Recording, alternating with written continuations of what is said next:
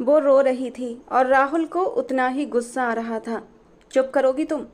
पल में राहुल का दिमाग घूम गया। पलटकर उसने उस 17 साल की लड़की को देखा जिसे उसकी माँ ने दूसरी बीवी के रूप में उस बच्ची को उसके हवाले कर दिया था। राहुल बेटा, कल मीनू की चौथी सालगिरह है, इस बार उसके लिए तुमने क्या सोचा है? मिसेज रूपेश ने बेटे की तरफ देखते हुए पूछा। वो अभी अभी ऑफिस से घर आया था और उनकी बात पर एक गहरी सांस ली। जो आप कहें मम्मा। वैसे मीनू कहाँ है? वो चश्मा उतारते हुए और माथे पर बल डालते हुए पूछने लगा। अभी वो कोई जवाब देती कि मीनू दौड़ती हुई उसके पास आई। उसके पीछे पीछे एक लड़की भी मुस्कुराती हुई उसकी ओर बढ़ी।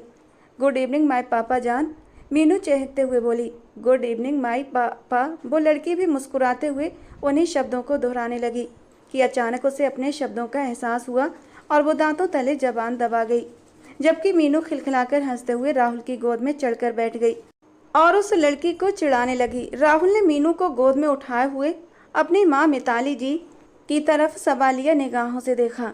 यशवी है ये, नूतन भाई की बेटी। यशवी बेटा, आप अंदर जाओ और देखो सुनीता ने खाना लगाया या नहीं। उन्होंने यशवी को अंदर भेजते हुए बेटे की ओर रुख किया। 2 महीने पहले एक्सीडेंट में नूतन भाई की मौत हो गई। माँ तो पहले ही चल बसी थी, अब पिता का साया भी उठ गया। यशवी की चाची ने भी अपना असली रंग दिखा दिया। नूतन भाई के मरने की खबर काफ़ी समय बाद मिली थी तो मैं वहाँ गई। आखिर को नूतन भाई से हमारे कितने करीबी संबंध रहे थे। इतने तो सगे रिश्तों में भी प्यार नहीं होता जितना नूतन भाई और संध्या भाभी के दिलों में हम लोगों के लिए था। बस वो दिल नहीं माना तो मिलने चली गई थी। यशवी का ही ख्याल आया था बेचारी अकेली कैसे रह रही होगी, और जब वहाँ पहुंची तो बेचारी बहुत रो रही थी, इसीलिए उसे यहाँ ले आई। पढ़ने का बहुत शौक है इसे। राहुल, तुम जानते हो 10वीं क्लास यशवी ने बहुत अच्छे नंबरों से पास किया है। किसी अच्छे कॉलेज में दाखिला करवा देना। बेचारी अनाथ बच्ची है, पढ़ लिख जाएगी तो भगवान जी भी खुश होंगे कि हमने एक बेसहारा को सहारा दिया। मामा, आप वहीं पैसे भिजवा देती, घर लाने की क्या ज़रूरत थी? जवान लड़की है। और राहुल को उसका यहाँ आना कुछ अजीब सा लगा था। बेटा, बहुत शरीफ बच्ची है। उसके माँ बाप भी बहुत ही अच्छे और साफ दिल के लोग थे और बच्ची भी वैसी ही है। तुम तो मिलते रहे थे ना नूतन अंकल और संध्या आंटी से, फिर भी ऐसी बातें कर रहे हो। बस जल्दी से उसके कॉलेज का बंदोबस्त कर दो। मिताली जी तो उसकी तारीफों के पुल बांधती जा रही थीं। पापा, क्या यशवी अब हमारे साथ ही रहेगी? मीनू के सवाल पर राहुल ने उसे घूरा। बेटा, वो आपसे बड़ी है, दीदी बोलते हैं। राहुल ने उसे प्यार से टोका। लेकिन वो तो मेरी दोस्त है और मुझे बहुत अच्छी लगी है। हम उन्हें अब यहीं रख लेंगे, वो मेरे साथ खेला करेंगी। मीनू बाहें फैलाकर कहती चली गई, जिससे राहुल थोड़ा परेशान हो गया। बेटा, आप स्कूल गए थे आज? अब वो उसका ध्यान बटाने के लिए उसके स्कूल की बातें करने लगा। राहुल चौहान मिताली जी का इकलौता बेटा था। पिता की मौत के बाद पूरे बिजनेस की जिम्मेदारी उसी के हाथ में आ गई थी और उसने अपने पिता के बिजनेस को आसमान की ऊंचाइयों तक पहुंचा दिया था।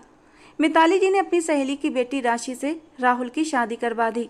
शुरुआत में ये शादी बहुत अच्छी चली, लेकिन धीरे धीरे राशि का मन राहुल से भरने लगा, क्योंकि राहुल उसे एक रूढ़िवादी मर्द लगता था। उसकी ज़्यादा रोक टोक की वजह से राशि के दिल में राहुल के लिए मोहब्बत ख़त्म हो गई, जबकि शादी करने की जिद भी उसी ने की थी। राहुल को तो उसमें कोई दिलचस्पी भी नहीं थी। उसने सिर्फ माँ के कहने पर राशि से शादी की थी।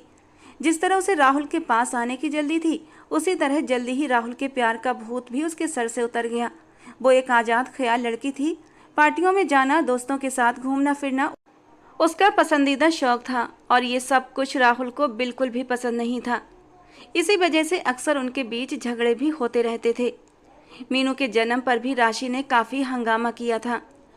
वो अबॉर्शन करवाने लगी थी। बच्चे पैदा करके वो अपना फिगर और अपनी खूबसूरती ख़राब नहीं करना चाहती थी। हर कीमत पर बच्चे से छुटकारा चाहिए था उसको, जिस पर राहुल ने एक बार उस पर हाथ भी उठा दिया।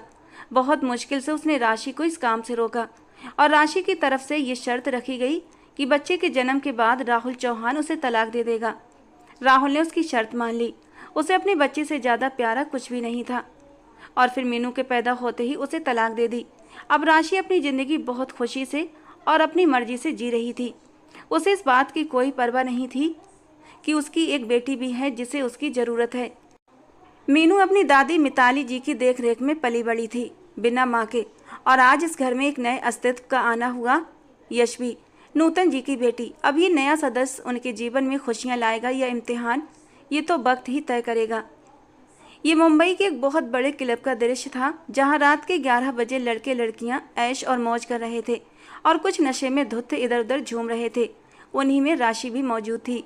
वो अपनी दोस्तों के साथ वहां एंजॉय करने आई थी और क्लब आना उसकी पसंदीदा हॉबी थी। राशि, मेरा ख्याल है हमें घर चलना चाहिए। काफ़ी देर हो गई है। उसकी एक दोस्त रिया ने उसे ज़्यादा मात्रा में ड्रिंक करते देखा तो फौरन टोका। अरे यार, अभी तो आए हैं, अभी तो थोड़ा नशा चढ़ने दो, चले जाएंगे घर। घर ही जाना है और कहाँ जाना है, राशि ने नशे में झूमते हुए कहा। उसी वक्त वहाँ आरव मिश्रा की एंट्री हुई। वो एक खूबसूरत जवान मर्द था जिस पर काफ़ी लड़कियां मरती थीं, लेकिन वो बेहद घमंडी और दिलफेंक इंसान था। जल्दी ही किसी भी लड़की की तरफ ध्यान नहीं देता था। अचानक राशि उठकर उसके पास से गुजरी तो उसका पैर फिसल गया और वो सीधा आरव मिश्रा की गोद में जा गिरी। आरव मिश्रा ने तुरंत उसकी कमर में हाथ डालकर उसे थाम लिया। एक पल में दोनों की नज़रों का टकराव हुआ और दोनों की धड़कनों ने शोर मचाया। You are looking so beautiful. Aarav Mishra के मुंह से ये शब्द निकले तो राशि के चेहरे पर मुस्कान दौड़ गई। You are very handsome. Rashi ने भी जवाब में उसकी तारीफ कर दी और उसकी गोद से उठकर वहां से चली गई। अब आरव मिश्रा की नज़रें दूर तक उसका पीछा करती रहीं। फिर वो अपने दोस्त की तरफ मुड़ा। मैं इतने वक्त से यहाँ आ रहा हूँ, लेकिन ये लड़की कभी नहीं देखी। कौन है ये? लगता है अपने मिश्रा साहब का दिल आ गया है लड़की पे, आकाश ने मजाकिया अंदाज में कहा। तो आरव मिश्रा मुस्कुरा दिया और आकाश उसे राशि के बारे में जानकारी देने लगा। थोड़ी देर बाद राशि वापस आती दिखी। इस बार आरव मिश्रा उसे सिर से पांव तक गहराई से देखने लगा। राशि ने भी उसके देखने को महसूस किया और एक अदा से अपने बाल झटकते हुए उसके पास से गुजरी। आरव मिश्रा उठते हुए उसके पीछे डांस फ्लोर तक गया और उसकी कमर में हाथ डालकर उसे अपने साथ खींच लिया। वो अचानक घबरा गई और दोनों हाथ आरव मिश्रा के कंधों पर रखते हुए गहरी सांसें भरने लगी। उसके एक कंधे से उसकी शर्ट ढलक रही थी। पेट और कमर आधे खुले हुए एक अलग ही नज़ारा पेश कर रहे थे। उसकी स्कर्ट भी उसकी टांगों को पूरी तरह ढक नहीं पा रही थी। हमेशा का हुस्न परस्त आरव मिश्रा उसे इस हाल में देखकर बुरी तरह बहक गया। उसका खूबसूरत जिस्म, उसकी नाजुकता ने आरव की आंखों में नशा भर दिया। आरव मिश्रा डांस करते हुए उसे अलग अलग अंदाज से छूने लगा और साथ ही उसके चेहरे के बदलते हाव भाव को भी गहराई से देखने लगा। नशे की वजह से उसकी आंखें बेहद लाल हो रही थीं, जैसे सामने खड़े शख्स की चाहत नशा बनकर उसकी रगों में उतरती जा रही थी। बेपरवाह होकर राशि ने आगे बढ़ते हुए अचानक आरव मिश्रा के गालों पर अपने होंठ रख दिए। एक झटका सा आरव मिश्रा के पूरे जिस्म में दौड़ गया। अगले ही पल झटके से आरव ने राशि का रुख मोड़ा और अब उसकी कमर के चारों ओर हाथ बांधे वो डांस स्टेप ले रहा था। दूसरी ओर बैठी रिया की सांसें जैसे गले में अटक गईं। उसकी आंखों में मिर्ची सी भर आई। वो आरव से बहुत मोहब्बत करती थी। वो उसका मंगेतर था, लेकिन आरव को वो सांवली सी लड़की बिल्कुल पसंद नहीं थी। इसीलिए उसने कभी भी उसे इम्पोर्टेंस नहीं दी थी। खूबसूरती उसकी कमजोरी थी और आज वही खूबसूरती उसे राशि के रूप में मिली थी। इससे पहले कि आरव और राशि के बीच नज़दीकियां बढ़ती, रिया फौरन डांस फ्लोर की ओर बढ़ी और राशि का हाथ पकड़कर अपनी ओर खींच लिया। उसकी इस हरकत पर आरव ने उसे घूर कर देखा। राशि, चलो, देर हो रही है। रिया उसका हाथ पकड़े हुए डांस फ्लोर से नीचे उतरी। अगले ही पल राशि ने उससे हाथ छुड़ाया और तभी आरव ने फिर से राशि का हाथ पकड़कर उसे अपनी ओर खींच लिया और अपने सीने से लगा लिया। इससे पहले कि मेरे सब्र का पैमाना छलक जाए, गेट आउट। आरव मिश्रा ने रिया को बुरी तरह बेइज्जत कर दिया। आरव प्लीज़, ये होश में नहीं है, प्लीज़ इसे जाने दें, रिया गिड़गिड़ाते हुए बोली। तो मैं जाने दे रहा हूँ, शुक्र मनाओ, कहते हुए आरव राशि को साथ लेकर वहाँ से चला गया। रिया की आंखों में आंसू भर आए। वो वहाँ से भागती हुई बाहर निकल गई। राहुल ने यशवी का एडमिशन एक बहुत ही हाई फाई कॉलेज में करवा दिया और मिताली जी के कहने पर उसके लिए एक कार और एक ड्राइवर भी रखवा दिया, जो उसे घर से कॉलेज और कॉलेज से घर लाने ले जाने की जिम्मेदारी निभा रहा था, जबकि मीनू को स्कूल से लाने और छोड़ने की जिम्मेदारी खुद राहुल ने उठाई थी। अपनी बेटी के मामले में वो किसी पर भी भरोसा नहीं करता था। मीनू को घर छोड़कर जब वो वापस अपने ऑफिस जा रहा था, तभी उसे यशवी गाड़ी से उतरते और घर के अंदर जाते हुए दिखाई दी। कॉलेज यूनिफॉर्म में वो बिल्कुल एक छोटी सी बच्ची लग रही थी, जबकि उसकी उम्र लगभग 17 साल थी। सुनिए, वो मुझे। अचानक यशवी ने रुककर राहुल से कुछ कहने की कोशिश की। जी बोलो, राहुल ने जाते जाते रुककर जवाब दिया। मुझे आपसे कुछ बात करनी थी। यशवी ने सिर झुकाए हुए कहा। हाँ बोलो, राहुल ने घड़ी पर समय देखते हुए जल्दी में कहा। आपका शुक्रिया करना था, आपने मेरी पढ़ाई के लिए इतना कुछ किया, यह आपका एहसान है और मैं ये सारी ज़िंदगी नहीं भूलूंगी। मुझे पढ़ने का बहुत शौक़ है और ये शौक़ माँ बाप के चले जाने के बाद पूरे नहीं हो सकते थे, पर आप मेरे मसीहा हैं। Thank you so much.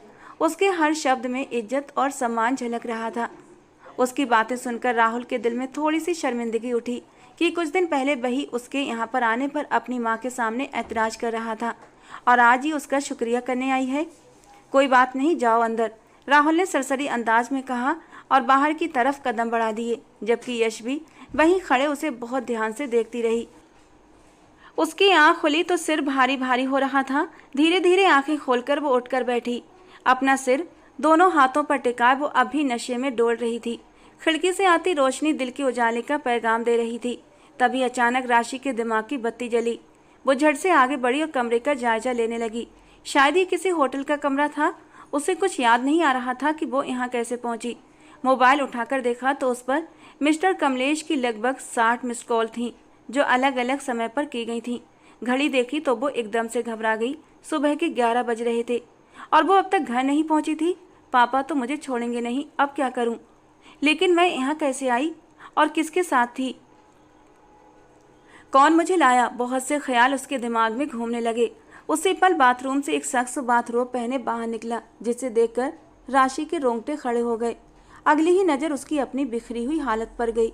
घुटनों से ऊपर वाइट नाइटी पहने वो उस वक्त अजीब हाल में थी। दिल ही दिल में वो बहुत शर्मिंदा हुई। उसे उठता देख आरव मिश्रा के चेहरे पर एक हल्की सी मुस्कान आ गई। जाग गई तुम? मुझे तो लगा तुम अब रात को ही उठोगी। आरव ने सिगरेट सुलगाते हुए गहरी नज़रों से देखते हुए कहा। मैं यहाँ कैसे आई?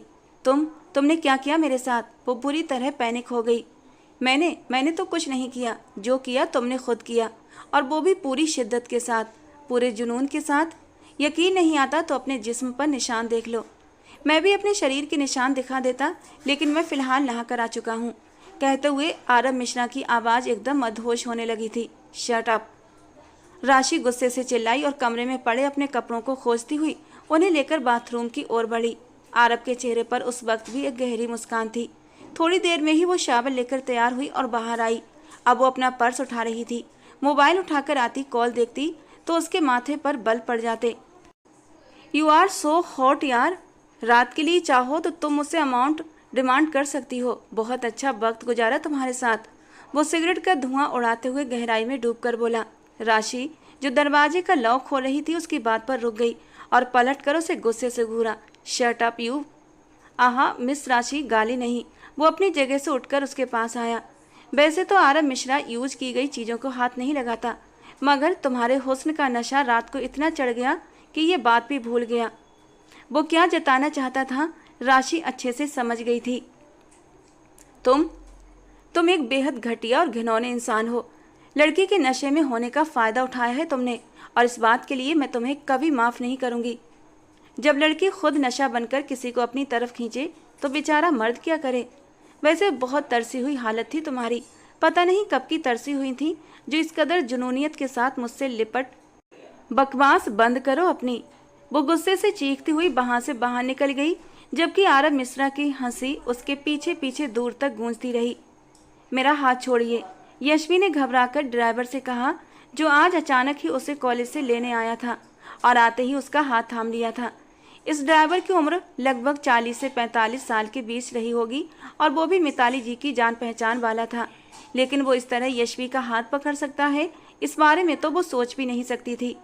क्या मसला है? हाथ ही तो पकड़ा है, इतनी चीख पुकार क्यों मचा रही हो? ड्राइवर सतीश थोड़ा गुस्से में बोला। आइंदा अगर ऐसी हरकत की तो मैं आंटी को बता दूंगी। यशवी अपनी धड़कनों को संभालती हुई कार की पिछली सीट पर जा बैठी, जबकि सतीश मुंह बनाता हुआ ड्राइविंग सीट पर आया।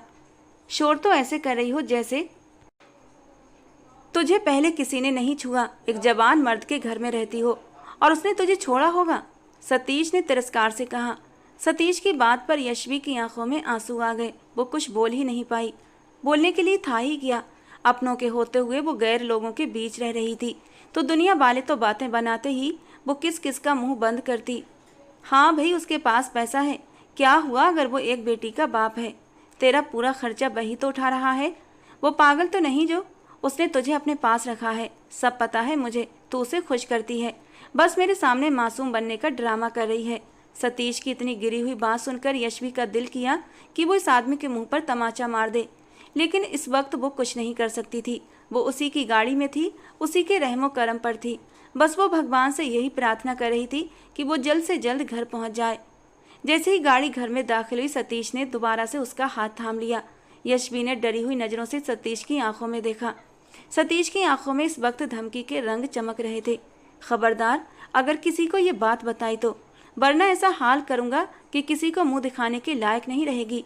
सतीश ने उसे धमकी दी तो वो डरकर गाड़ी से उतरती हुई अंदर भाग गई। उम्मीद है किसी को कुछ नहीं कहेगी। सतीश अब थोड़ा परेशान हो रहा था। यशवी अंदर आते ही बिस्तर पर गिर पड़ी और फूट फूट कर रोने लगी। जिस डर से वो अपने चाचा के घर से भागी थी, वही डर अब यहाँ भी नाग बनकर उसे डसने को तैयार था। वो सिसक रही थी, माँ बाप क्यों मर जाते हैं? अपनी जवान बेटियों को इस जालिम दुनिया में छोड़कर वो किसके सहारे छोड़कर खुद हमेशा के लिए सो जाते हैं। वो बिलख बिलख कर रो रही थी, लेकिन उसकी आहें सुनने वाला कोई नहीं था। राहुल इन दिनों एक नए प्रोजेक्ट के सिलसिले में शहर से बाहर गया हुआ था, जिस वजह से मीनू को स्कूल से लाने और छोड़ने की जिम्मेदारी उसने सतीश पर ही डाल दी थी। यशवी को सतीश पर बिल्कुल भरोसा नहीं था, इसलिए उसने कॉलेज से जल्दी छुट्टी लेना शुरू कर दिया और सतीश और मीनू के साथ ही घर वापस आती थी। इस सब के दौरान उस ड्राइवर ने दोबारा कोई गलत हरकत नहीं की, जिससे वो थोड़ी संतुष्ट हो गई थी। लेकिन उसे ये नहीं पता था ये खामोशी तूफान से पहले की है और वो ड्राइवर किसी मौके की ताक में बैठा है। राशि अपने कमरे में बैठी सिगरेट के कश भर रही थी। उसने रात को घर न आने पर कमलेश साहब ने उससे सवाल जवाब किए और उसके बाद उसका शाम के समय घर से बाहर निकलना बंद कर दिया गया था। और राशि जानती थी वो गलती पर है, इसलिए चुपचाप अपने बाप की बात उसने मान ली थी। लेकिन अब वो घर पर रहते रहते बोर हो चुकी थी। रात के वक्त जब तक वो क्लब न जाए उसे सुकून नहीं आता था। और आरव मिश्रा से तो उसकी दोबारा मुलाकात भी नहीं हुई थी और वो चाहती भी नहीं थी कि दोबारा उससे मिले, जबकि आरव मिश्रा क्लब में उसी की खातिर हर रोज आता, लेकिन हर दिन मायूस होकर वापस लौट जाता कि एक शाम फिर से वो क्लब में दिखाई दी। वही रंग रूप, वही दमकती चमकती सुनहरी रंगत। आरव मिश्रा ने बेकरार होकर अपने दिल पर हाथ रखकर गहरा सांस लिया, जैसे उसके दिल को सुकून मिला था। बेशक वो खूबसूरती की बेहतरीन मिसाल थी। उसे पता था 4 साल पहले उसका तलाक हो चुका है, लेकिन इसके बावजूद उसकी खूबसूरती में जरा सा भी फर्क नहीं आया था और आरव मिश्रा ये बात पूरे यकीन से कह सकता था। कैसी हैं मिस राशि? वो उसके पास बैठते हुए पूछने लगा। राशि ने चेहरा फेरते हुए उसे एक घूरती नज़र से देखा और फिर वापस अपनी ड्रिंक की तरफ ध्यान दिया। लगता है नाराज है मुझसे। आरव मिश्रा ने बातों का सिलसिला जोड़ने की कोशिश की। मेरा आपसे कोई रिश्ता नहीं कि नाराजगी या मान मनुहार हो, और प्लीज़ मुझे अकेला छोड़ दीजिए। वो अपनी ड्रिंक का गिलास उठाते हुए वहाँ से उठ गई। रिश्ता तो बहुत गहरा बन गया है आपसे। उसकी आवाज़ कानों से टकराई तो राशि ने गुस्से से गहरी सांस लेते हुए उसकी ओर देखा, जो उसे सिर से पांव तक यूं देख रहा था जैसे उसकी आंखों में एक्सरे मशीन हो। राशि धीरे धीरे चलते हुए उसके करीब आई। अपनी जबान और अपनी नज़रों पर काबू रखो मिस्टर आरव मिश्रा, वरना मुझसे बुरा कोई नहीं होगा। वो उसे गुस्से से भरी धमकी देती हुई वहां से चली गई, जबकि आरव मिश्रा आज इतने दिनों बाद उसकी एक झलक देखकर जैसे अंदर तक सुकून में डूब चुका था। कुछ तो खास बात थी इस लड़की में जो आरव मिश्रा के दिल को छू गई थी। रात का पता नहीं कौन सा पहर था कि अचानक यशवी की नींद खुल गई। जब से राहुल चौहान घर नहीं था, तब से वो मीनू के ही कमरे में सो रही थी। अभी उसे सोए थोड़ी ही देर हुई थी कि उसे लगा जैसे खिड़की पर किसी ने दस्तक दी हो। वो घबराकर उठ बैठी। फिर उसने इसे अपना वहम समझते हुए मीनू पर कंबल ठीक करते हुए दोबारा सोने की कोशिश की कि दस्तक एक बार फिर से हुई और इस बार आवाज़ और ज़्यादा तेज थी। यशवी बुरी तरह डर गई। खिड़की खुली हुई थी और ऐसे में जो भी बाहर था वो अंदर आ सकता था। यशवी ने फौरन उठकर खिड़की बंद करने की कोशिश की कि इतने में सतीश छलांग लगाता हुआ खिड़की से अंदर आ गया। इससे पहले यशवी चीखती चिल्लाती सतीश ने आगे बढ़कर उसके मुंह पर हाथ रखकर उसकी चीखों को दबा दिया। खबरदार अगर आवाज़ निकाली तो, वरना जो सामने बच्ची सो रही है ना, वो अपनी जान। सतीश ने उसे सख्त धमकी दी, जिस पर यशवी बिल्कुल खामोश हो गई। उसने यशवी के मुंह से हाथ उठाया तो वो सिसक पड़ी। क्यों क्यों आए हो यहाँ? जाओ यहाँ से। यशवी ने हिम्मत करते हुए उसे धक्का देने की कोशिश की। मैं यहाँ से जाने के लिए नहीं आया। प्यारी प्यारी सी मेरी बुलबुल, थोड़ा सा खुश कर दे फिर चला जाऊंगा। वो उसके दोनों बाजू पकड़कर अपनी तरफ खींचता अपने चेहरे को उसके चेहरे के पास लाने लगा और यशवी बुरी तरह रो पड़ी। यशवी के रोने से सतीश बुरी तरह गुस्सा हुआ था। उसे यह भी डर था कि यशवी के रोने की आवाज़ सुनकर कहीं कोई कमरे में न आ जाए। चुप कर, रोना बंद कर, वरना बुरा हाल कर दूंगा। प्लीज छोड़ो मुझे, वो गिड़गिड़ाते हुए बोली। ए लड़की सुन, अगर तूने मुझे खुश नहीं किया तो जो बच्ची सामने लेटी है मैं उससे अपना दिल अब तेरे ऊपर है, खुद को पेश करेगी या फिर उसे? खबरदार खबरदार, जो मीनू को गंदी नज़र से देखा भी तेरी सांसें तेरे ऊपर हराम कर दूंगी। यशवी ने उसके मुंह पर वार करने की कोशिश की, लेकिन उसने उसके हाथों को जोर से थाम लिया। ठीक है, तेरी बात मान लेता हूँ, मीनू को कुछ नहीं कहता। चल अब जल्दी कर, मेरे पास वक्त नहीं है। वो उसे सोफे पर धकेलता हुआ अपनी शर्ट, और यशवी का दिल जैसे पिंजरे में कैद परिंदे की तरह तड़पने लगा। वो उसकी दोनों कलाइयों को जोर से पकड़े उस पर झुका ही था कि यशवी के मुंह से अचानक एक चीख निकल गई। यशवी के चीखने पर सतीश को गुस्सा आया और उसने खींचकर एक जोरदार थप्पड़ मार दिया। थप्पड़ इतना जोरदार था कि उसका गाल जलने लगा। चीखें ऐसे मार रही है जैसे पहली बार कोई मर्द। चल अब चुपचाप मेरी सारी बातें मानती चली जा।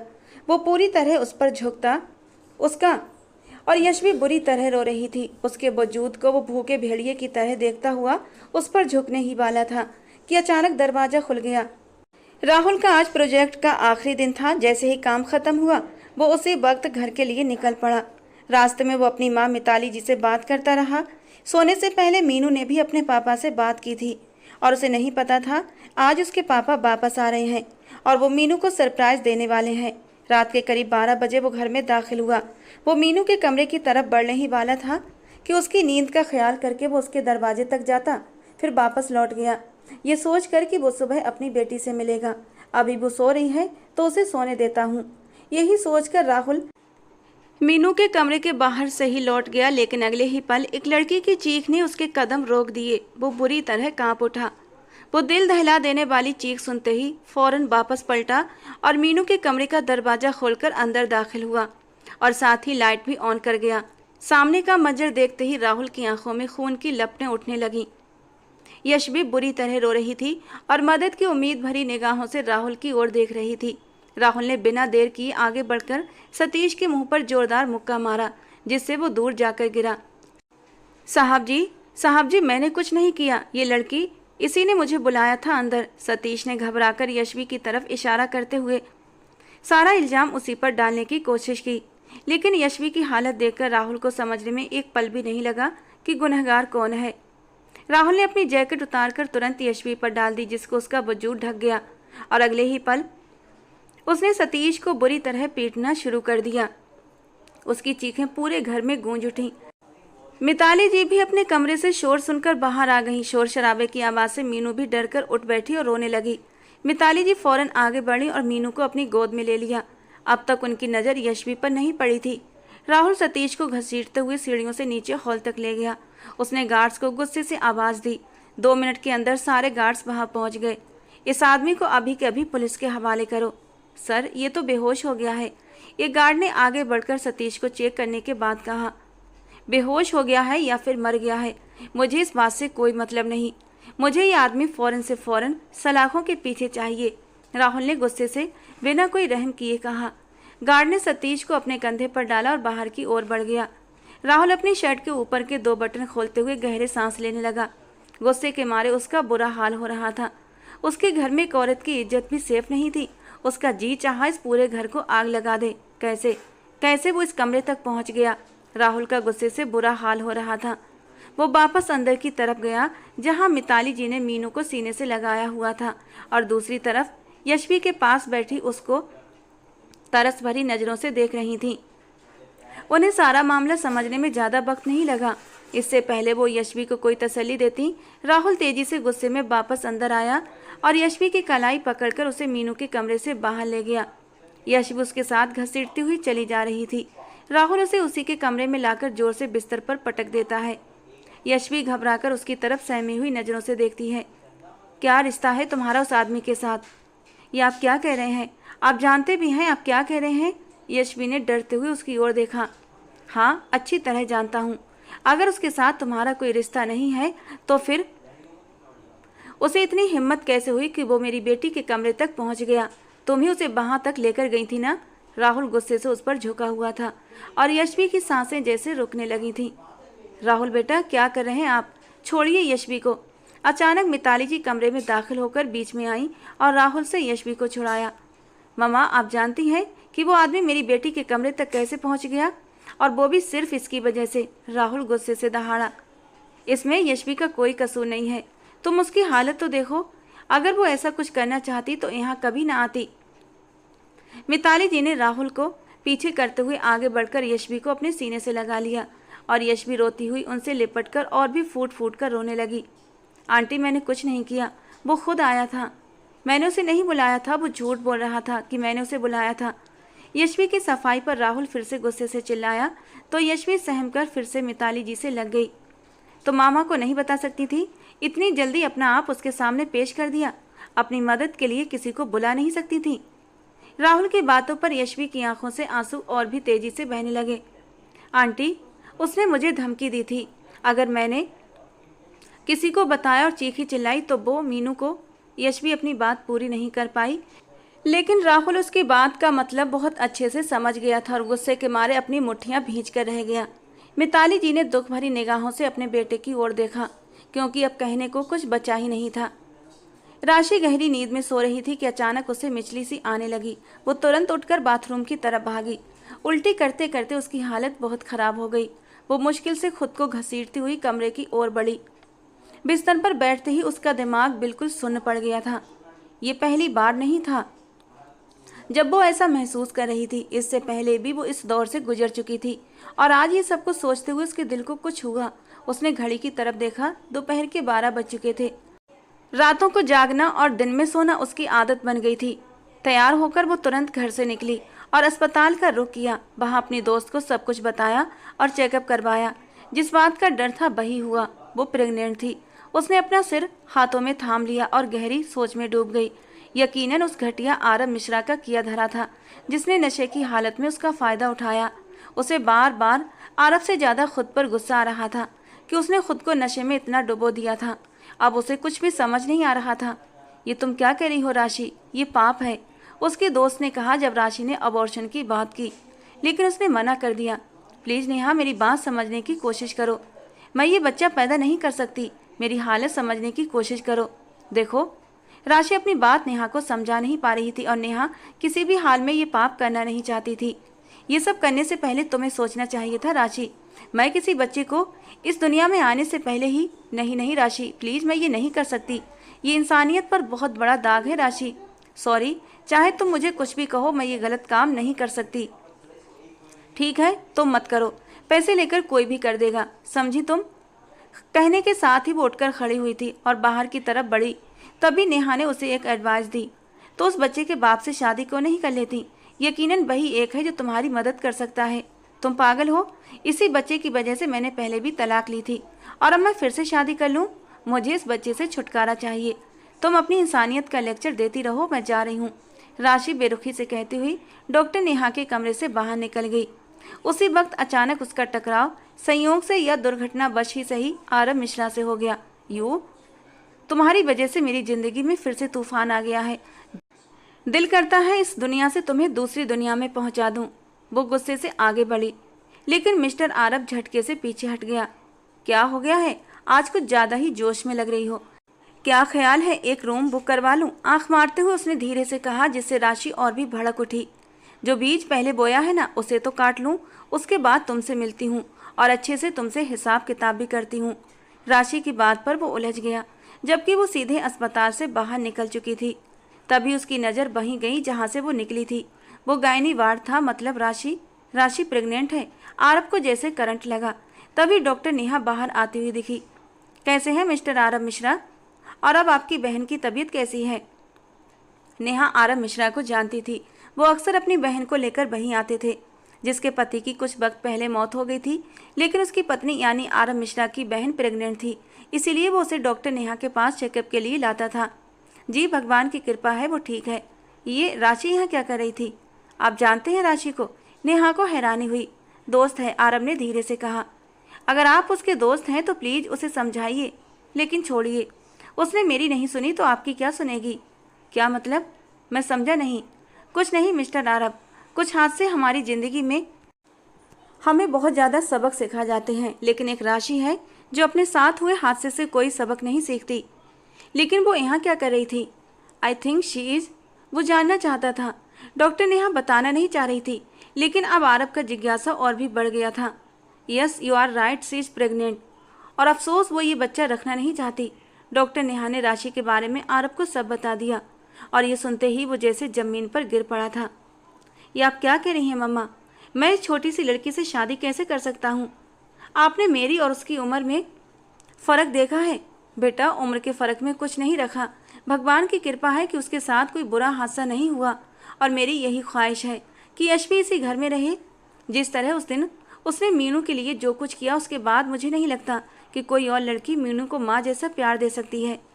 मम्मा, वो बहुत छोटी है, आप समझ क्यों नहीं रही? शायद वो मुझसे 12 साल छोटी है, और आप चाहती हैं कि मैं उसे अपनी बीवी बना लूँ? इम्पॉसिबल मम्मा, ये नहीं हो सकता। प्लीज़ ये बातें आप अपने दिमाग से निकाल दें, और ये बात यशवी के दिमाग में भी मत डालिएगा। इतनी कम उम्र में शादी नहीं हो सकती, अभी वो 18 की भी नहीं हुई। बेटा, मेरी तरफ से कोई ज़बरदस्ती नहीं है, ये सिर्फ मेरी ख्वाहिश है। अगर हो सके तो इस बारे में ज़रूर सोचो। अगर यशवी को हमारा नाम मिल गया तो कोई भी उसकी तरफ बुरी नज़र से नहीं देख सकेगा। सोचो इस बारे में। वो उसके कंधे पर हाथ रखती हुई अपने कमरे की ओर बढ़ गई। उसी वक्त मीनू स्कूल से लौटते ही सीधा उससे आकर लिपट गई। बेटी को देखते ही राहुल के चेहरे पर एक मुस्कान तैर गई। पापा, यशवी दीदी को क्या हुआ है? उसके अचानक सवाल पर राहुल के माथे पर बल पड़ गए। क्या मतलब? क्या हुआ है? वो बहुत रोती हैं, हर वक्त रोती हैं। अब तो हंसती भी नहीं, और ना ही मेरे साथ खेलती हैं। प्लीज़ आप उन्हें कहिए कि ज़्यादा न रोया करें। मुझे उनकी आंखों में आंसू बिल्कुल अच्छे नहीं लगते। वो हंसती हुई अच्छी लगती हैं, है ना पापा? वो बताते हुए उससे पुष्टि भी चाह रही थी। हाँ बेटा, तुम बिल्कुल सही कह रही हो। वो मीनू को चुप करने की खातिर धीरे से बोला। पापा, आप यशवी दीदी से बात करेंगे ना? उन्हें कहिएगा कि वो मेरे साथ खेलें। जब वो मेरे साथ खेलती हैं मुझे बहुत अच्छा लगता है। हाँ बेटा, मैं बात करूँगा। अब तुम जाओ, कपड़े बदलो और खाना खाने जाओ। पापा वेटिंग फॉर यू। वो अपने पापा के गाल पर किस करती अपने कमरे की ओर चली गई, जबकि राहुल गहरी सोच में डूब गया। अचानक उसकी गाड़ी के सामने एक गाड़ी आ गई, जिससे राशि को अपनी गाड़ी रोकनी पड़ी। राशि गुस्से से गाड़ी से बाहर निकली तो सामने से आरव मिश्रा अपनी गाड़ी से उतरकर उसकी ओर बढ़ रहा था। ये क्या बदतमीजी है? तुमने मेरा रास्ता क्यों रोका है? राशि ने गुस्से से उसे घूरते हुए सख्त लहजे में पूछा, और वो उसके सामने आकर खड़ा हो गया और गहरी नज़रों से उसे देखने लगा। Are you pregnant? उसकी बात पर राशि ने अपने होंठ भींच लिए। बता दिया तुम्हें डॉक्टर नेहा ने, उसके पेट में भी कोई बात नहीं टिकती। राशि गुस्से से बोली। ये मेरे सवाल का जवाब नहीं है राशि, जो मैंने पूछा है उसका जवाब दो। ओ हेलो, अपने काम से काम रखो। मेरी लाइफ में दखल देने की कोशिश भी की ना तो अच्छा नहीं होगा, और हटाओ अपनी गाड़ी मेरे रास्ते से। वो गुस्से में बोलती हुई पलटी ही थी कि आरव मिश्रा ने उसकी कलाई गुस्से में पकड़कर उसे अपनी ओर खींच लिया। मुझे मतलब नहीं होगा तो किसे होगा? वो गहरी सांस भरता है और फिर आगे बोलता है। देखो राशि, मैं नहीं जानता कि मुझसे पहले तुम कितनों के साथ। अपनी जबान को लगाम दो। मुझ पर इल्ज़ाम लगाने से पहले अपने गिरेबान में झांको। और रही बात इस बच्चे की, तो मैं जानूं और ये बच्चा, तुम इसके बाप नहीं बनोगे। वो बेहद बदतमीजी से बोली, क्योंकि जो बात आरव करने वाला था वो राशि समझ चुकी थी। आरव मिश्रा ने अपनी मुट्ठियां जोर से भींच ली।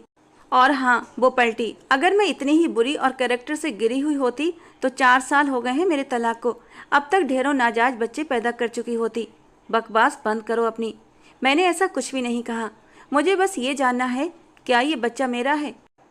आरव को अपनी आवाज़ खुद भी किसी गहरी खाई से आती सी सुनाई दी थी। ये बच्चा चाहे जिसका भी हो, लेकिन बहुत जल्द मैं इससे छुटकारा। तुम ऐसा कुछ नहीं करोगी राशि, वरना जान ले लूँगा तुम्हारी। वो गुस्से से दबे दबे स्वर में चिल्लाया। चलो मेरे साथ। वो जबरदस्ती उसे अपनी गाड़ी की ओर ले जाने लगा। कहाँ ले जा रहे हो? छोड़ो मुझे, वो चिल्लाई। लेकिन आरव मिश्रा ने एक ना सुनी। उसे राशि से किसी अच्छे की उम्मीद नहीं थी। वो इस बच्चे को इस दुनिया में आने देना नहीं चाहती थी। वो ये बात अच्छे से समझ चुका था। वो बच्चा उसी का था और उस बच्चे के लिए वो कुछ भी करने को तैयार था। आखिरकार भगवान ने उस मासूम की भी सुन ली और राहुल ने मिताली जी के समझाने पर यशवी से शादी कर ली। उसे कुछ अफवाह भरी बातें भी सुनने को मिली थी। वो पहले ही यशवी का नाम अपने नाम से जुड़ता सुन चुका था और इसी एक डर की वजह से उसने अपनी माँ को मना किया था कि किसी अजनबी लड़की को घर मत लाओ। लेकिन शायद उसके नसीब में भगवान ने यही लिखा था कि वो उसे अपनी ज़िंदगी में शामिल करे। इस शादी में यशवी के चाचा और चाची भी आए थे, लेकिन उन्हें कोई खास अहमियत नहीं दी गई थी, तो वो थोड़ी देर बाद ही वापस लौट गए थे। यशवी घबराई घबराई सी, सहमी हुई सी सफ़ेद और गुलाबी फ्रॉक में नन्ही सी परी की तरह तैयार हुई थी और बहुत ही खूबसूरत लग रही थी। मीनू ने भी बिल्कुल वैसी ही ड्रेसिंग की हुई थी। अब मैं आपको यशवी मम्मा कहूँगी, वो उसका दुपट्टा छेड़ते हुए बोली। जी मेरी जान, आप जो मर्जी कहें, सर आँखों पर। उसने मीनू को अपनी गोद में लिया और ढेरों उसके गालों पर किस करने लगी। मीनू खिलखिलाकर हंस पड़ी। उसी पल राहुल कमरे में दाखिल हुआ। उसे बिस्तर पर बैठा खिलखिलाता देख एक सुकून की लहर उसके पूरे वजूद में उतरने लगी।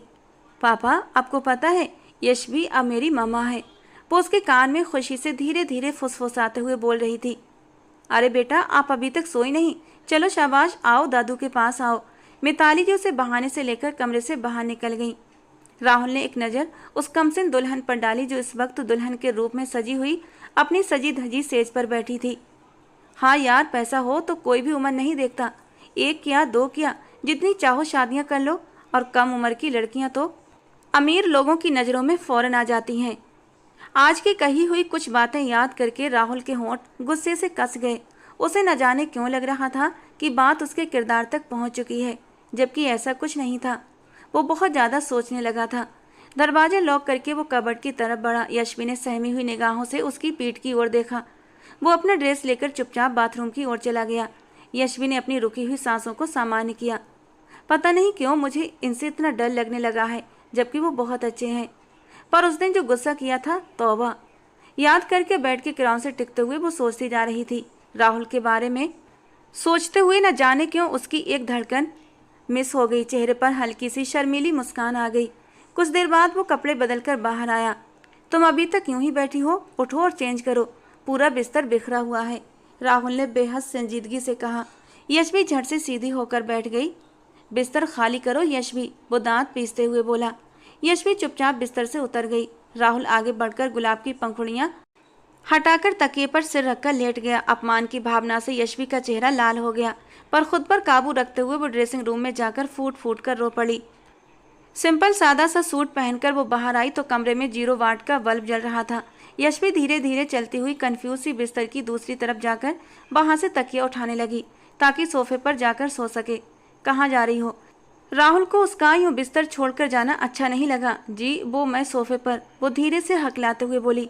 बिस्तर है, आओ वापस और यहीं लेटो, हुक्म सुनाया गया। तो वो धड़कते दिल के साथ वापस पलटी, तकिया धीरे से वापस रखा और बिस्तर के एक कोने में दुबक गई। घबराहट इतनी थी कि बार बार राहुल की ओर ही देख रही थी। उसे यकीन नहीं हो रहा था कि वो राहुल के साथ एक ही बिस्तर पर लेटी हुई है। उसका दिल खुशी से उछल रहा था। 17 साल की जिंदगी में पहली बार किसी मर्द ने उसके दिल को छुआ था। वो न सिर्फ उम्र में उससे कहीं बड़ा था, बल्कि एक बच्ची का बाप भी था। लेकिन यशवी को इस बात से कोई फर्क नहीं पड़ता था। वो राहुल को दिल की गद्दी पर बिठा चुकी थी। वो उसकी तरफ करवट लेकर हल्की रोशनी में उसके चेहरे के नक्शों को निहारने लगी। कितना खूबसूरत, कितना प्यारा था राहुल। न जाने क्यों अचानक ही यशवी को उस पर ढेरों प्यार आने लगा। जी चाहा आगे बढ़कर राहुल के चेहरे को छूकर महसूस करे, लेकिन वो ऐसा कर न सकी। बस यूं ही चुपके चुपके उसके चेहरे को निहारती रही। एक हल्की सी मुस्कान उसके चेहरे पर छा गई। खुद पर किसी की नज़रों की तपिश महसूस करते हुए राहुल ने झट से अपनी आंखें खोल दी। अपनी चोरी पकड़े जाने पर यशवी का दिल जोर से धड़कने लगा। सो जाओ यशवी, ऐसे मत देखो, वरना अगर जज्बात जाग गए तो तुम्हारी कमसिनी का भी लिहाज नहीं कर पाऊंगा। तुम्हारे अंदर इतनी ताकत नहीं है कि अपनी उम्र से दुगने मर्द की शिद्दतों को सह सको, वो गहरी आवाज़ में खुद को काबू में रखते हुए बोला। उसकी बात का मतलब समझकर यशवी का दिल जैसे पसलियों से टकराकर बाहर आने को बेताब हो उठा। दिल में एक अजीब सी बेचैनी समा गई। यशवी ने उसे करवट बदलकर मुंह दूसरी तरफ कर लिया। वो जानता था इस लड़की के साथ शादी की पहली रात एक ही बिस्तर पर सोना बहुत मुश्किल है, वो भी तब जब ये लड़की दिल से उसे अपनाने को तैयार है।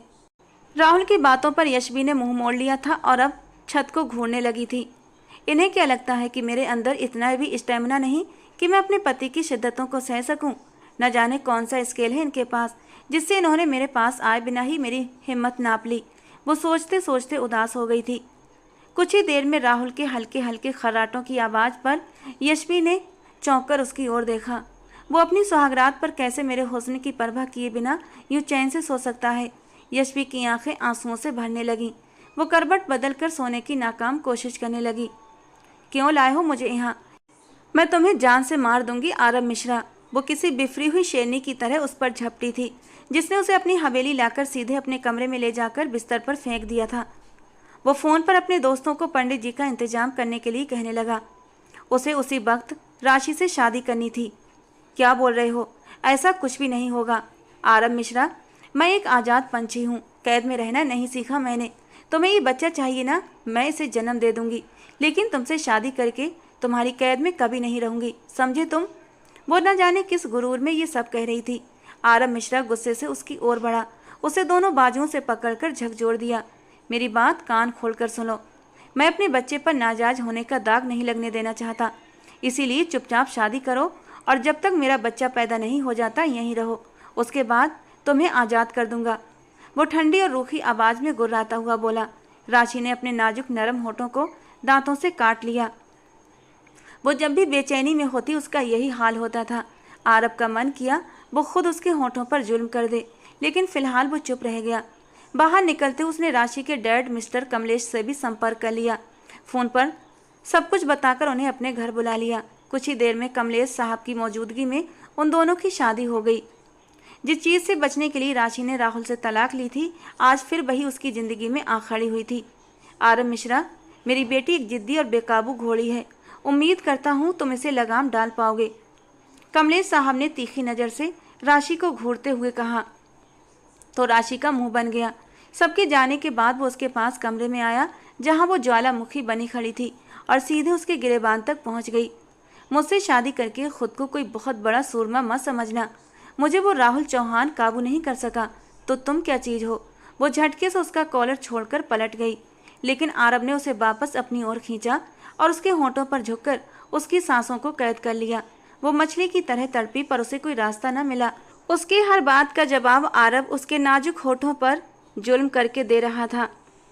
उसे यूं ही लिए वो उसे बिस्तर पर लेकर आया था, लेकिन बिस्तर पर गिरने से पहले उसने राशि की कमर को थाम लिया था ताकि उसके पेट पर कोई चोट न लगे। मगर उसके होंठों को लाल करने में उसने कोई कसर नहीं छोड़ी थी। गहरी सांस लेते हुए जब वो थोड़ा पीछे हटा तो उसके सामने वही बदतमीज लड़की खड़ी थी। वो और था, मैं आरब हूँ। उसने तो तुम्हें बहुत आसानी से छोड़ दिया, लेकिन मुझसे ऐसी उम्मीद मत रखना। इन 9 महीनों में मैं तुम्हें अपना इस कदर आदी बना लूँगा कि तुम मुझे छोड़कर कहीं जा ही नहीं सकोगी। वो उसके ऊपर झुका, दोनों हाथों से उसे घेरते हुए गुर्राया। इस गलतफहमी से बाहर निकलो आरब। राशि नाम की चिड़िया को काबू में करना इतना आसान नहीं, वो उसे फिर से चुनौती देती हुई बोली। जवाब में आरब ने 1 मिनट में उसकी शर्ट और फिर बिना उसे सोचे समझने का मौका दिए उसके कंधे पर अपने होंठ रख दिए और वो सिसक उठी। आज रात मेरी बाहों से निकल कर दिखाओ तो मान जाऊंगा तुम्हारी बात। उसका घमंड और गुस्सा देखकर आरब को भी गुस्सा आया था और अपने गुस्से का इजहार उसने राशि के कंधे पर अपने दांतों से दर्द देकर जाहिर कर दिया। वो तड़प उठी, दूर हटो वहशी इंसान। इतनी सख्ती से तो राहुल ने भी उसे कभी नहीं छुआ था, बल्कि जब वो राहुल को मना करती तो वो कभी उसके पास नहीं आता था। कितने कितने दिन तक वो खुद को राहुल से दूर रखती रही। 1 साल में बहुत ही कम उसने राहुल को उसका हक दिया था, लेकिन आरब तो उसकी एक भी बात सुनने को तैयार नहीं था। यहाँ तक कि उसे सांस लेने की मोहलत भी नहीं दे रहा था। अपनी शिद्दतों को उस पर लाते हुए उसने कुछ ही पल में उसे बेबस कर दिया था। क्या हुआ? बस इतना ही दम था? उस पर अपनी शिद्दतें ढालने के बावजूद आरब ने उसके पेट पर जरा सा भी बोझ नहीं डाला था। राशि की खामोशी पर वो हल्के से मुस्कुराया और इस बार बहुत मोहब्बत से उसे अपनी बाहों में समेट लिया। पहली बार जब वो उसके करीब आया था वो होश में नहीं थी, लेकिन आज वो पूरी तरह होश में थी और आरब के जज्बातों में आग लगा चुकी थी। वो जो एकदम यूनिक और अकेला था, अपनी ज़िंदगी के लिए एक ऐसी जीवन साथी को चुन बैठा था जो तलाकशुदा थी। उस लड़की को वो अपना जुनून बनाने लगा और उसी जुनून ने उसे बहुत तकलीफ़ों से रूबरू कराना था। सुबह जब आँख खुली तो वो राहुल के सीने पर सर रखे सो रही थी। पता नहीं सोते सोते वो कब राहुल के करीब पहुंच चुकी थी और अपना सर उसके सीने पर भी रख दिया था। राहुल ने आंखें मलते हुए उसका सिर धीरे धीरे तकिए पर रखना चाहा तो वो और ज़्यादा उसे चिपकने लगी। अचानक ही उसकी नज़र उसके चेहरे पर जा टिकी, जहां आंसुओं के धुंधले धुंधले निशान थे। शायद वो सारी रात रोती रही थी। उसके आंसू देखकर राहुल को अपने दिल में कुछ चुभता हुआ सा महसूस हुआ। वो उसके सीने से लगी हुई अपने नारी सौंदर्य से उसके भीतर एक चाह जगा रही थी। यशवी का नरम एहसास राहुल के अंदर एक अजीब सा सुरूर भरने लगा था। अचानक ही वो अपनी उंगलियों के पोरों से उसके चेहरे को छूने लगा। वो जरा सा कुनमुनाई थी लेकिन फिर से सो गई। राहुल ने गहरी सांस ली और चुप रह गया। एक तरफ थी राशि, जिसके साथ वो 1 साल तक रहा, लेकिन उसके करीब बहुत कम गया, क्योंकि राशि चाहती ही नहीं थी वो उसके करीब आए। कितनी बार तो वो अपने जज्बातों को दबाकर यूं ही दिल मसोस कर सो जाया करता था और फिर धीरे धीरे खुद ही राशि की तरफ से उसका दिल हटने लगा। लेकिन इस लड़की को देखकर राहुल का दिल उसकी ओर खींचने लगा था, क्योंकि इस लड़की की बॉडी लैंग्वेज से वो जान गया था कि वो उसके करीब आना चाहती है। राहुल ने उसका सर धीरे से तकिए पर रखा और उसके चेहरे को गौर से निहारने लगा। वो बहुत खूबसूरत थी, बहुत खूबसूरत, बहुत मासूम। चेहरे का हर नक्श जैसे बहुत ही सोच समझकर और तराश कर बनाया गया था। छोटी सी नाक न बड़ी बड़ी पलकों की झालर। और फिर राहुल की नज़र उसके होंठों पर ठहर गई थी। कटावदार नरम नाजुक से होंठ, और वो खुद को रोक नहीं सका। उस पर झुककर शिद्दत से उसके होंठों को अपनी पकड़ में ले लिया। उसके नरम और मुलायम होंठों का रस पीते ही वो पल में बह गया। दूसरी तरफ नींद में अपनी सांस घुटने की वजह से वो अचानक जग गई। अपने ऊपर झुके राहुल को देखकर उसका दिल जोरों से धड़कने लगा। वो आंखें बंद की उसके होंठों पर बेइंतहा शिद्दत से बरसने लगा कि यशवी को अपना दम बिल्कुल बंद होता महसूस हुआ और वो राहुल की सांसों को इनहेल करने लगी। इस अचानक हुई जवाबी कार्रवाई पर राहुल की आंखें झट से खुल गईं। यशवी की आंखों से आंसू बह रहे थे। वो झटके से पीछे हटा तो यशवी के होंठों पर ढाए गए अपने जुल्म को देखते हुए होंठ मींचकर खड़ा हुआ। यशवी को तो लगता था कि वो उसे सह लेगी, लेकिन सिर्फ उसके होंठों पर उसकी शिद्दत को सहते सहते ही उसकी आंखों से आंसू बह निकले थे। क्या वो पूरे शरीर पर उसकी शिद्दतें सह पाएगी? ये सोचते ही यशवी के रोंगटे खड़े हो गए, जबकि राहुल बिना कुछ कहे बाथरूम की ओर चला गया। राशि सारी रात आरब की शिद्दतों को सहते हुए सुबह थकी हारी अपने अस्तित्व को समेटते हुए आरब के ताकतवर मर्दाना वजूद को देखकर गुस्से से पीछे हटी। मोटा सांड। गुस्से में निकले उसके इन शब्दों पर आरब के होंठों पर मुस्कान तैर गई। राशि समझ रही थी कि वो सो रहा है, लेकिन जब मनपसंद औरत मर्द की बाहों में हो तो वो कब सोता है। यहाँ आओ, बताऊं तुम्हें कि मैं कौन हूँ। वो उसे बाजू से पकड़ते हुए दोबारा अपनी ओर खींच लाया। खबरदार आरब, अगर अब तुमने मुझ पर कोई जुल्म ढाया। मुझे इस वक्त बहुत भूख लगी है और मेरा ब्लड प्रेशर भी लो हो रहा है। उल्टी हो जाएगी अगर तुमने कुछ भी ज़्यादा किया तो। वो उंगली उठाते हुए पहले ही चेतावनी दे गई। राशि के अंदर इस वक्त बिल्कुल भी हिम्मत और ताकत नहीं थी कि वो दोबारा से आरब की शिद्दतों को सह सके। आरब का ठहाका फौरन गूंजा था। वो उसकी शिद्दतों से सिर्फ एक रात में ही डर गई थी। धीरे से उसके माथे पर अपने होंठ रखता वो मुस्कुराते हुए उसे देखने लगा। उठो, शावर लो, फिर मंदिर चलते हैं। उसके बाद तुम्हारे लिए हेल्दी सा ब्रेकफास्ट रेडी कराता हूँ, जिससे कि तुम्हें फौरन एनर्जी मिलेगी। मंदिर? उसे सारी बातों में सिर्फ यही एक बात समझ आई। हाँ, मंदिर। भगवान का धन्यवाद भी तो करना है ना, और अपने आने वाले बच्चे की खुशियाँ भी मांगनी है। वो उसे जोश में उठाते अपनी गोद में बिठा गया।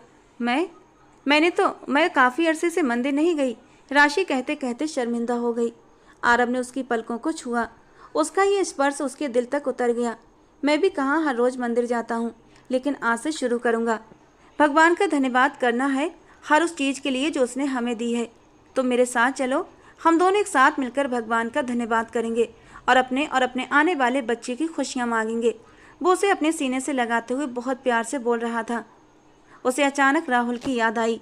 राहुल हर रोज़ सुबह सुबह मंदिर जरूर जाया करता था, लेकिन उसने आज तक एक बार भी भगवान जी के सामने जाकर माथा नहीं टेका था। राहुल ने 1-2 बार उसे कहा भी था, लेकिन उसने ऐसे अनसुना कर दिया कि राहुल फिर कुछ कह ही न सका। माँ उसके सिर पर थी नहीं, वो बिना माँ की पली बड़ी थी। पिता को बिजनेस से फुर्सत नहीं थी। ये धर्म आचरण की बातें कौन बताता उसे, लेकिन आज वो पहली बार अपने होशो हवास में अपने पति के साथ मंदिर आई थी। प्रार्थना के लिए हाथ उठाए तो शर्मिंदगी से उसकी आंखों से आंसू बहने लगे।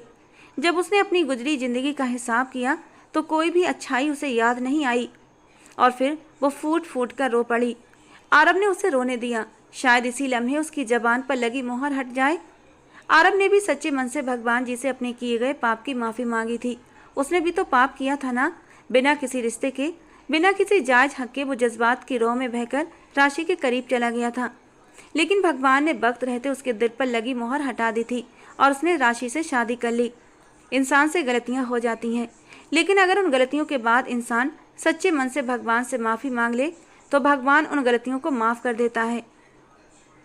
आरब का दिल बिल्कुल साफ हो चुका था। उसने अपनी गलतियों की माफ़ी मांग ली थी और अब बारी राशि की थी। भगवान ने उसकी तड़प पर ही उसके दिल को बदलना था। शादी तो सादगी से हो गई थी, लेकिन अगले दिन मिताली जी ने मुंह दिखाई का एक बहुत बड़ा फंक्शन रखा था। राहुल के तमाम रिश्तेदार और बिजनेस फ्रेंड्स वहां मौजूद थे। सबने उसकी कमसिन दुल्हन की बहुत तारीफ की। वो छुई मुई सी आज राहुल को कुछ अलग ही लग रही थी। रिश्ता बदला तो नजरिया भी बदल गया था। छोटी सी मासूम सी मीनू महफिल की जान बनी हुई थी। कभी वो राहुल की गोद में होती तो कभी दादू की, और फिर जब वो यशवी के पास गई तो वहीं टिक गई। उसे आज यशवी एक परी लग रही थी।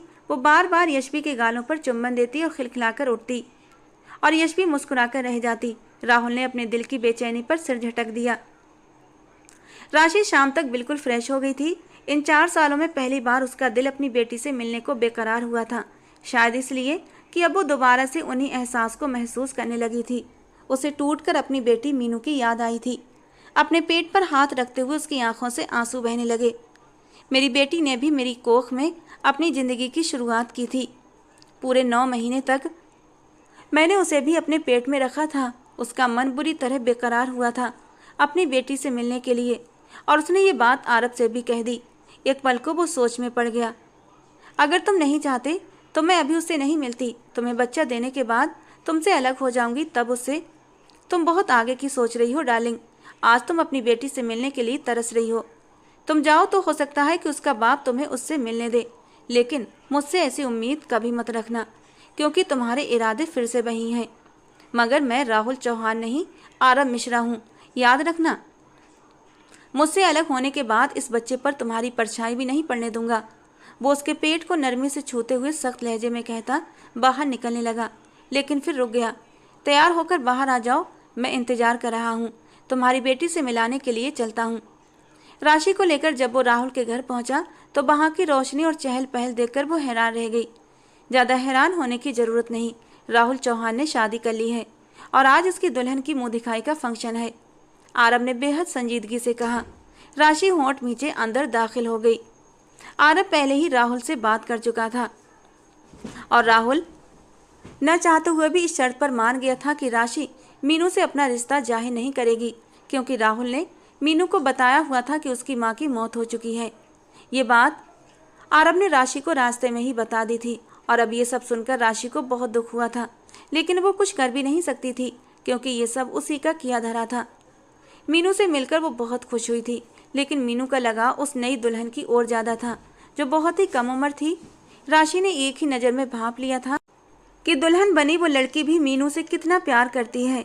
राशि को उसे देखकर कोई जलन नहीं हुई थी, बल्कि वो खुश थी कि मीनू को माँ का वो प्यार मिलेगा जो वो कभी उसे न दे सकी।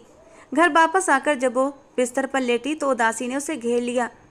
क्या 9 महीने के बाद मेरा इस बच्चे से भी रिश्ता ख़त्म हो जाएगा? ये सोचते ही वो बेचैनी से उठ बैठी। जब सिसकियाँ तेज हुईं तो आरब की भी आँख खुल गई, जो मुश्किल से अभी अभी नींद की आगोश में गया ही था। क्या हुआ? तबीयत ठीक है ना? वो एकदम से घबरा गया। राशि उसे जागते हुए देखकर उसका हाथ पकड़ गई। मुझे मेरे बच्चे से दूर मत करना आरब, वरना मैं मर जाऊंगी। वो उसकी हथेलियों पर अपना चेहरा रखे बिलख रही थी। आरब ने धीरे से उसे अपनी आगोश में ले लिया। उसके होठों पर मुस्कान खिल उठी। कभी अलग नहीं करूंगा पागल। ये बच्चा जितना मेरा है उतना ही तुम्हारा भी होगा। तुम सच कह रहे हो? वो अविश्वास में थी। हाँ बिल्कुल सच। उसके भरोसे भरे लहजे पर वो उसके सीने से लग गई और अपनी आंखों से बहते आंसू आरब की शर्ट से साफ करने लगी। आरब ने उसके इर्द गिर्द अपनी बाहों का घेरा और मजबूत कर लिया। एक धूल थी जो दोनों के दिलों पर लगी हुई थी और भगवान ने उस धूल को हटा दिया था। 5 महीने बाद आज यशवी की 18वीं सालगिरह थी। बहुत बड़ा केक मीनू ने ऑर्डर करवाया था। उसे अपनी मम्मा का बर्थडे बहुत अच्छे से सेलिब्रेट करना था। इन 5 महीनों में राहुल और यशवी के बीच दोस्ती का रिश्ता बन चुका था। वो उसकी बेटी का दिल और जान से ख्याल रखती थी। उसने इस घर को खुशियों का घर बना दिया था, तो राहुल को भी अपना रवैया नरम करना पड़ा, वरना शुरू में वो बहुत रूखा हो गया था और वजह थी वो चाहत, वो जुनून जो यशवी को देखते ही उसमें उमड़ पड़ता। लेकिन उसकी कम उम्र की वजह से वो अपने जज्बातों को काबू में रखता। मगर आज उसकी 18वीं सालगिरह पर राहुल बिल्कुल भी लिहाज करने के मूड में नहीं था। वाइट ड्रेस पहने जब वो कमरे में दाखिल हुई तो राहुल ने फौरन दरवाज़ा लॉक कर दिया। यशवी घबराकर पलटी और उसे देखा, जो अपना कोट उतार कर अब अपनी शर्ट के बटन खोल रहा था। यशवी का दम गले में अटक गया, क्योंकि उसकी आंखों में भरी मदहोशी के रंग देखकर वो उसके इरादों को भांप चुकी थी। शादी की पहली सुबह जब राहुल ने उसके होंठों पर जोर डाला था, उसके बाद कभी उसने कोई हिम्मत नहीं की थी। इसलिए यशवी पूरी तसल्ली से राहुल के साथ रह रही थी। मगर आज राहुल के तेवर देखकर वो कांप गई। वो एकदम से पीछे हटने लगी, लेकिन आज उसे कोई भागने की जगह न मिल सकी। उसने यशवी को खींचकर अपने सीने से जोर से लगा लिया। टक्कर इतनी तेज थी कि यशवी का दिल उछलकर गले में आ गया। आप ये क्या? वो घबरा गई। राहुल ने उसके गले से दुपट्टा उतारकर एक तरफ रखा और एक डायमंड की रिंग उसकी उंगली में पहनाते हुए उसकी ब्यूटी बोन पर अपने होंठ रख दिए। वो आज बेहद मदहोशी में था। उसके अंदर जबान जज्बातों की आग सुलग रही थी। पहली बार किसी लड़की ने उसे इतनी शिद्दत से आकर्षित किया था। इन 5 महीनों में वो उसके होशो हवास पर पूरी तरह हावी हो चुकी थी।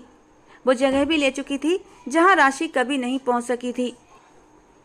वो बुरी तरह मदहोश होता हुआ यशवी को भी मदहोश कर गया था। एक झटके से उसने यशवी की फ्रॉक में लगी जिप को खोल दिया था और उसके हाथ शरारत करते हुए यशवी की खूबसूरती को महसूस करने लगे थे। यशवी के होंठों से निकलती हल्की हल्की सिसकियां और भी गहरी होती रहीं और इन गहरी होती सिसकियों से राहुल को और भी मदहोशी हो रही थी। यशवी को हर पर्दे से आज़ाद करता हुआ वो उसे अपनी बाहों में समेट चुका था और उसके वजूद पर अपने प्यार की मुहर लगा दी और उसे हमेशा के लिए अपना बना लिया। तो दोस्तों, आज की हमारी ये कहानी आपको कैसी लगी कमेंट बॉक्स में ज़रूर बताना। पसंद आई हो तो प्लीज़ लाइक करना। रोज़ एक नई और रोमांटिक कहानी सुनने के लिए हमारे चैनल को सब्सक्राइब करना। मिलते हैं दोस्तों अगली किसी नई रोमांटिक कहानी के साथ।